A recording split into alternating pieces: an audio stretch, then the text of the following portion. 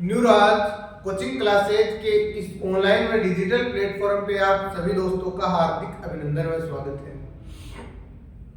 अगर आप SSC GD की तैयारी कर रहे हैं और अभी 2024 में जो एसएससी जीडी का पेपर हुआ है 24 तारीख तक जिन शिफ्टों में वहां से पंचवर्षीय योजना से प्रश्न आ रहा है, तो पंचवर्षीय योजना की यह क्लास इंपोर्टेंट है और आगामी जो एसएससी जीडी की परीक्षा देने आप जाओगे तो आपके लिए ये वीडियो रामबाण साबित होगा। निश्चित रूप से आपको इस वीडियो से 1-2 प्रश्न देखने को मिलेगा, तो वीडियो को गंभीर होकर ध्यानपूर्वक सुनना है और अपने दोस्तों के साथ शेयर करना है। देखो दोस्तों, वीडियो को शुरू करते हैं। एसएससी जीडी 2024 टॉपिक है पंचवर्षीय योजना। योजना आयोग की स्थापना पूछे, पहला प्रश्न पूछता है कि योजना आयोग की स्थापना कब हुई। आपका उत्तर होगा 15 मार्च 1950। ठीक है, क्यों हुई? देश के विकास को बढ़ाने के लिए की गई थी। योजना आयोग की स्थापना पूछे 15 मार्च 1950। अब पूछेगा आपसे योजना आयोग के अध्यक्ष कौन थे, तो थे देश के प्रथम प्रधानमंत्री जिनका नाम है पंडित जवाहरलाल नेहरू।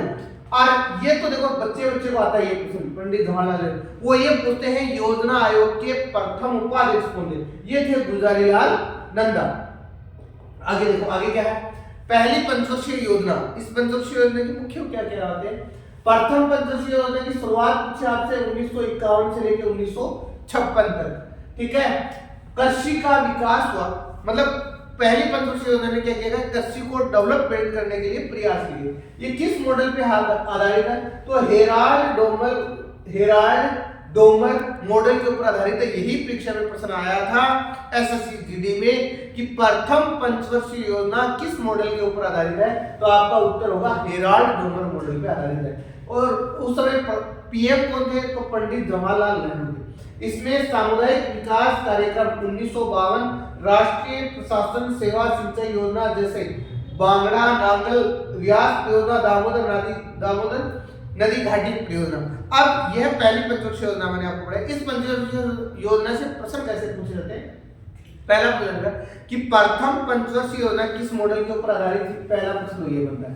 दूसरा बनता है कि किस पंचवर्षीय योजना को दामोदर नदी घाटी परियोजना से जोड़ा जाता है, तो प्रथम पंचवर्षीय योजना से जोड़ा जाता है। आपको ये पहली पंचवर्षीय योजना मैंने आपको पढ़ा दी। अब चलते हैं हम सेकंड पंचवर्षीय योजना की ओर, जिसका नाम है द्वितीय पंचवर्षीय योजना। ये क्या किया? पहले में हमने किसका विकास किया? पहले में खेती का विकास किया, किसान जो बैठे हुए थे उनका विकास करने का हमने काम किया। दूसरे में क्या करते हैं?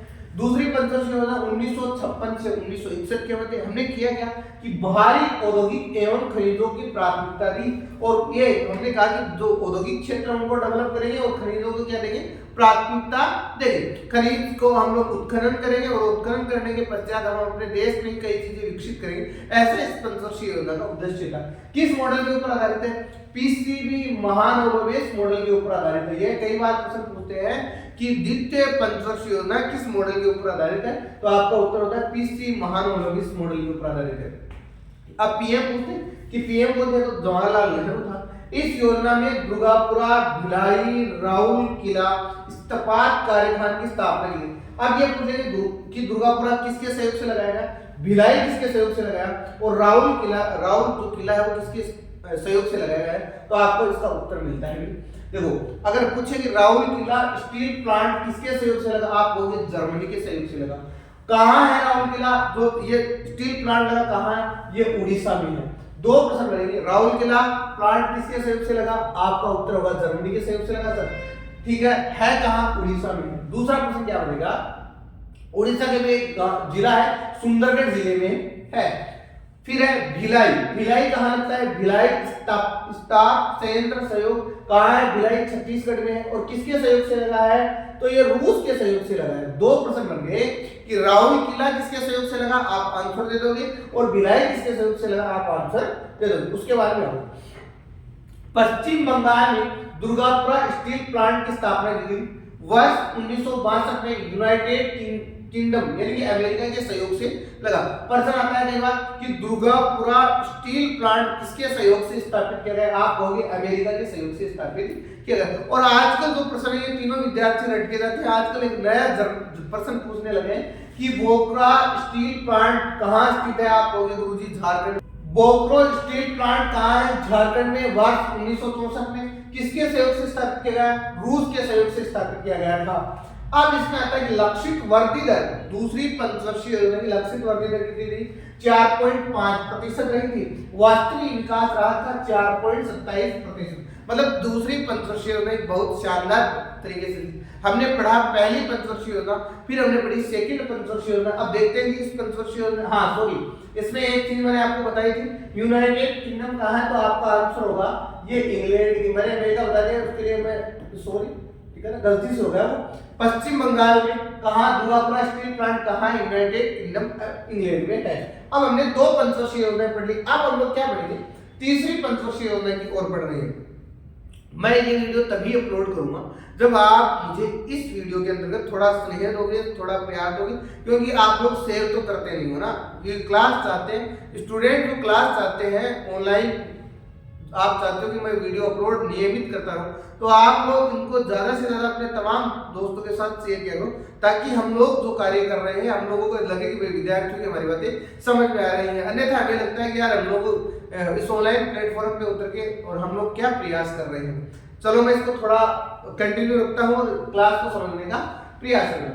द्वितीय पंचवर्षीय योजना आपसे पूछे कि स्थापना पूछे 1966 और 1961 और 66 में कहाँ कृषि और गेहूं के उत्पादन में सुधार पर ध्यान केंद्रित किया गया। इसमें किसके ऊपर ध्यान केंद्रित किया गया? मैं कह रहा हूं कि आपने पहली तीसरी सबसे इंपॉर्टेंट है और तीसरी से ही प्रश्न आ रहे हैं। मॉडल कौन सा है? तीसरी पंचवर्षीय योजना के सुखमय चक्रवर्ती के प्लानिंग मॉडल के ऊपर आधारित है। इसमें लक्षित वृद्धि दर कितनी रखी थी? 5.6% है, जबकि वास्तविक विकास रहा था 2.4%। इस योजना की विफलता, मतलब लोग कहते हैं कि तीसरी पंचवर्षीय योजना थोड़ी घटिया किस्म की योजना थी, मतलब योजना घटिया किस्म की नहीं थी, असफल है। इसके पीछे क्या कारण है वो देखना। इस योजना की विफलता के प्रमुख कारण है कि भारत पाक चीन युद्ध कब हुआ? भारत पाक चीन युद्ध हुआ 1962 में, भारत पाक युद्ध हुआ 1965 में, और वर्ष 1966 में सूखा। देखो घर में लड़ाई भी हुई और वो कहते हैं कि खेत में अनाज का उत्पादन नहीं हो, तो क्या मतलब गरीबी का सामना करना पड़ेगा। इसलिए देश को हमारे मान लो हमारे देश की जंग हो गई और उसके साथ में सूखा पड़ गया, तो तीसरी पंचवर्षीय योजना एकदम से असफल है। इसकी विफलता के कारण सरकार को 1966 और 1969 तक योजना अवकाश की घोषणा करनी पड़ी। भाई सरकार ने कहा हमारे पास पैसा नहीं है, हम लोग ये योजनाएं नहीं संचालित कर सकते। यही प्रश्न पूछता है कि योजना अवकाश का समय कितना है, आप बता दोगे आराम से, कोई दिक्कत वाली बात नहीं। आगे आगे इस योजना में हरित क्रांति की शुरुआत हुई, ये भी प्रश्न पूछते हैं, क्योंकि आपको पता है कि हरित क्रांति के जनक को अभी भारत रत्न मिला है, इसलिए प्रश्न इंपॉर्टेंट हो जाता है। 1966 में एम स्वामीनाथन एक आदमी था, एम स्वामीनाथन ने शुरू किया और उसको भारत सरकार ने भारत रत्न दिया, तो इंपॉर्टेंट है ये। विश्व में हरित क्रांति की शुरुआत 1966 के दशक में किसने की थी? नॉर्मन बोरलॉग नाम के आदमी ने की थी। आगे क्या विद्यार्थियों ध्यान से देखना। चतुर्थ पंचवर्षीय योजना की शुरुआत 1969 से 1974 तक प्रधानमंत्री कौन थी? इंदिरा गांधी थी। उद्देश्य क्या था? औद्योगिक विकास और गरीबी उन्मूलन। प्रश्न आएगा कि चौथी पंचवर्षीय योजना का उद्देश्य क्या था? औद्योगिक विकास और गरीबी उन्मूलन। इस योजना को गाडगिल फॉर्मूला के आधार पर स्थिरता के साथ ही विकास और आत्मनिर्भरता की दिशा में प्रगति पे जोर दिया गया। चौथी पंचवर्षीय योजना से अगर आपसे प्रश्न पूछते हैं किस मॉडल के ऊपर आधारित है, तो आप बता दोगे उसका उद्देश्य क्या था, ये भी आप लोग आराम से बता दोगे। आगे देखो क्या विद्यार्थियों कि ये चौथी पंचवर्षीय योजना की सारी बातें हैं कि वित्त आयोग ने डी.आर. गाडगिल फॉर्मूला के तहत 3 राज्यों में असम, नागालैंड, जम्मू कश्मीर को विशेष श्रेणी का राज्य दिया गया। अब देखो एसएससी ने कितना गजब प्रश्न पूछा कि नागालैंड की लोकसभा की सीटें कितनी है, मतलब कहीं से कुछ भी पूछ सकते हैं, एसएससी का कोई निश्चित क्रम नहीं है। इसलिए आप लोग ढंग से पढ़ा लो, तभी आप एसएससी के एग्जाम को क्रैक कर पाओगे। राज्य का दर्जा दिया गया। वर्ष 1969 में 14 बैंकों का राष्ट्रीयकरण किया गया, और ये प्रश्न बार बार आ रहा है कि राष्ट्रीयकरण किस पंचवर्षीय योजना के तहत किया गया, तो आप लोग बता दोगे, और उसके अंतर्गत कितने बैंकों का किया गया, आप लोग ये भी उत्तर बता दोगे, 14 बैंकों का किया गया। पांचवी पंचवर्षीय योजना, हमने चौथी 4 पंचवर्षीय योजना पढ़ ली है, अब हम लोग पढ़ रहे हैं 5वीं पंचवर्षीय योजना 1974 से 78। इसमें क्या किया गया? इसमें रोजगार बढ़ाने और गरीबी हटाने पर जोर दिया गया। विकास दर रखी गई थी इसमें 4.4%। अंत्योदय योजना, क्योंकि ये वर्तमान में योजना प्रधानमंत्री नरेंद्र मोदी खाद्य सुरक्षा योजना से इसको जोड़ के लोग देखते हैं, तो ये अंत्योदय योजना अपने आप में इंपोर्टेंट हो जाती है।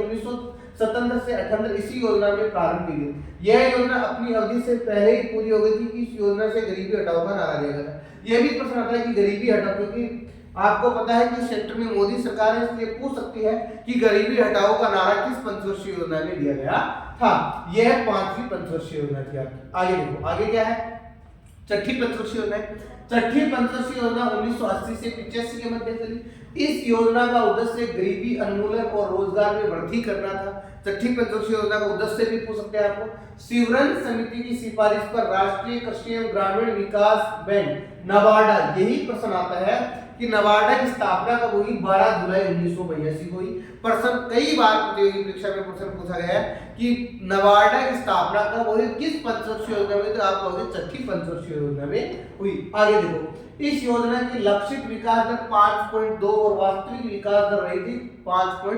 ये वर्धी दर आप लोग लिख के याद करोगे तभी याद होगा। देखो कई यूट्यूब पर तो फेंक सकते हैं, ये हम ऐसे कर देंगे, हम तो आपको याद करा देंगे, हमारे पास वो तो इलाज है नहीं। हम तो ये कहते हैं कि आप खुद स्वतः ही लिखोगे और स्वतः ही याद करोगे। हम लोग, मैं आपको अगर मेरी अभिव्यक्ति शैली ठीक ठाक लगती है वो बता देना मुझे, क्योंकि पढ़ना खुद को ही पढ़ता है, दूसरा कोई मदद नहीं करता है पढ़ने में। आगे क्या है, 7वीं पंचवर्षीय योजना है 1985 से 90। प्रधानमंत्री कौन था, राजीव गांधी था। लक्षित वृद्धि दर कितनी रखी थी, तो 5% है, जबकि वास्तविक वृद्धि दर रही थी 6.0%। ये थी आपकी 7वीं पंचवर्षीय योजना। छोटी छोटी पंचवर्षीय योजना है तो क्लास खत्म होने की कगार पे है। ये योजना अवकाश, तीसरी योजना अवकाश, मतलब ये आपको समय भी पूछ सकते हैं। 8वीं पंचवर्षीय योजना का देख लेना 1992 से 97। इस प्रमुख इसका उद्देश्य था सार्वजनिक विकास, मानव विकास था। इसमें प्रधानमंत्री रोजगार योजना की शुरुआत हुई 1 जनवरी 1995। देखो ये प्रश्न एसएससी जीडी ने भी पूछा है। क्या पूछा है, 1 जनवरी 1995 को WTO की स्थापना, जिसका मुख्यालय कहाँ है, जिनेवा स्विट्जरलैंड, विश्व व्यापार संगठन। यही प्रश्न कई बार प्रतियोगी परीक्षा में पूछा गया। इसमें लक्षित वृद्धि दर कितनी रही थी, 5.6%, जबकि वास्तविक वृद्धि 6.8% रही थी। आगे क्या है, 9वीं पंचवर्षीय योजना आपको क्या कहती है, 1997 से 2002। 9वीं पंचवर्षीय योजना का कार्यकाल पूछे तो 1997 से 2002। इसमें प्राथमिक सामाजिक न्याय एवं समानता के साथ विकास को बढ़ावा देने की बात कही गई थी। इस योजना की विकास दर थी 7.1%, लेकिन वास्तविक विकास दर रही थी 6.8%। अब आपके 10वीं मैंने आपको 9 पढ़ाई है और मुख्य है 1, 2, 3, 4, 5। मैंने जो बीच में से आप लोगों ने इसे देखा होगा कि वो मैं वही उसी के ऊपर ज्यादा जोर लगा रहा हूँ जिस पंचवर्षीय योजना से परीक्षा में प्रश्न आ रहे हैं। बाकी को देखो आप पढ़ने बैठोगे तो बहुत सारी है, ठीक है ना, और बहुत सारी डिटेल्स भी है। 10वीं पंचवर्षीय योजना 2002 से 2007। इसका उद्देश्य क्या था, गरीबी और बेरोजगारी को समाप्त करना। देखो देश कब गरीबी और बेरोजगारी को समाप्त कर रहा है, लेकिन आज आपको पता है क्या है, इसमें लक्षित विकास दर थी 8.1%, जबकि वास्तविक विकास दर थी 7.6% रही थी। आगे क्या है, 11वीं पंचवर्षीय योजना है 2007 से 2012 के मध्य। इस योजना का लक्ष्य तीव्र एवं समावेशी विकास। इस योजना का उद्देश्य कई बार पूछते हैं, इसका क्या लक्ष्य रहा था, तीव्र एवं समावेशी विकास रहा था। इस योजना में शिक्षा पर जोर दिया गया था। वर्ष 2009 में शिक्षा का अधिकार अधिनियम प्रस्तुत किया गया था। चलो आप जो विद्यार्थी पढ़ते हैं वो मुझे बताएंगे कि भारत के अंतर्गत आरटी एक्ट कब लागू हुआ, ये बताना आपको। वर्ष 1 अप्रैल 2010 से लागू होगा। इसमें से आप बता दोगे तो मैंने अभी बता दिया। इसमें 6 से 14 वर्ष तक के आयु के बच्चों को लिए शिक्षा को निःशुल्क अधिकार और अनिवार्य कर दिया गया था। 12वीं पंचवर्षीय योजना आपको क्या कहती है, 2012 से 2017। इस योजना का मुख्य उद्देश्य तीव्रता अधिक सामंजस्य विकास और डेवलपमेंट, मतलब विकास को डेवलपमेंट करना था। योजना के अंत तक प्रजनन दर 2.1 तक लाने का लक्ष्य रखा गया था। ये थी आपकी एक क्लास। इस क्लास को आपको ठीक लगी तो आप अपने दोस्तों के साथ इस क्लास को शेयर जरूर करें।